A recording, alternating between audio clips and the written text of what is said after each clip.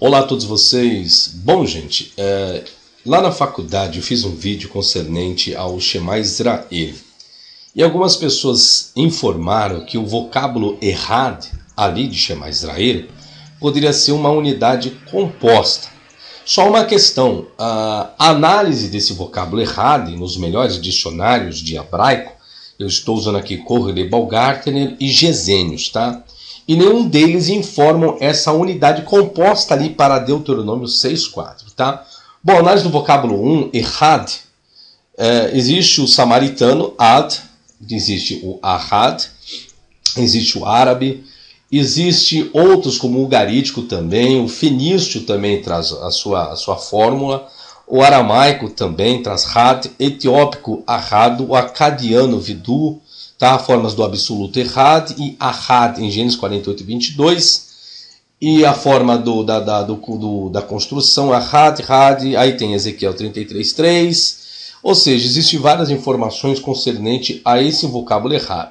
Ele tem um sentido de numeral, no sentido de um único lugar, como Gênesis 1:9, Êxodo 23:29, Gênesis 27:38, pode ser no sentido nefesh, tá? Uma única pessoa, Levítico 4:27, pode ser a mesma lei, Números 15:16, a mesma lei que está em vigor. Deuteronômio 6:4, Yahvé é um, tá? É um, a conotação que existe. Aí tem o sentido de Yahvé sozinho, Yahvé só, primeira e única, e assim sucessivamente. Então, Correle Baumgartner, aqui está toda a relação bibliográfica, tá? E aqui embaixo eu peguei a referência depois de Gesenius. Ainda Baumgartner traz como um numeral ordinal, no sentido de primeiro, ahad, o primeiro dia, Gênesis 1:5, Yom Sheni, em datas também, no primeiro dia do mês, e assim sucessivamente. Já Gesenius traz errad, uma construção de ahar, assim por diante, com min, que é uma preposição, Levíticos, assim sucessivamente, outro lugar, em pausa, um numeral que tem o poder de um adjetivo, que é um, aí tem a construção do árabe, tá? Tem a construção do etiópico, aradu, arad, o siríaco, as mesmas letras radicais são encontradas no perleve, esse é o terceiro radical do Dalit, o sânscrito e assim sucessivamente. Qual a conotação que Gesenius traz desse vocábulo? O único de seu tipo, em Jó 23:13, Ezequiel 7:5, Cantares 6:9, o árabe traz como único, incomparável, tá?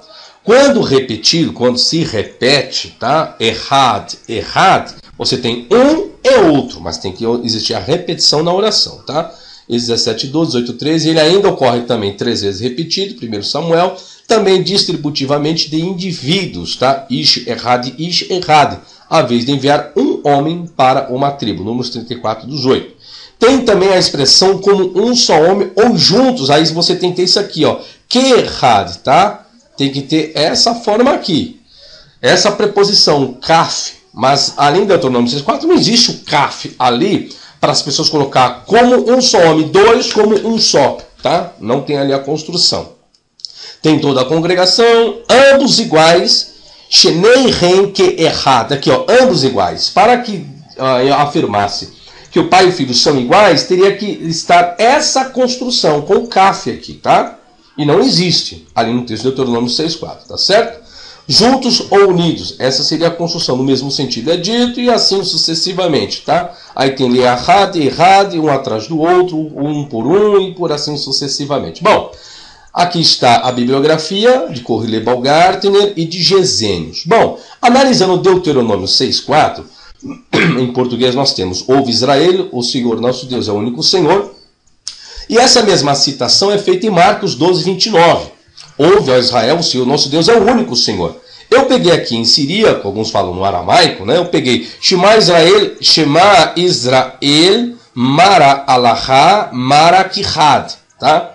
E o grego traz para Marcos 12:29 a seguinte oração: Akue Israel, Kyrios Hotios, Rimam Kyrios eis estim. O que acontece? Quando nós pegamos essa expressão no grego, que o aramaico traz Kihad, mas como pegar aqui no grego, eis, que seria é adjetivo cardinal nominativo masculino singular. É masculino singular. Essa construção do grego de eis, aqui de é a mesma equivalência para errad no hebraico, que é número cardinal masculino singular absoluto.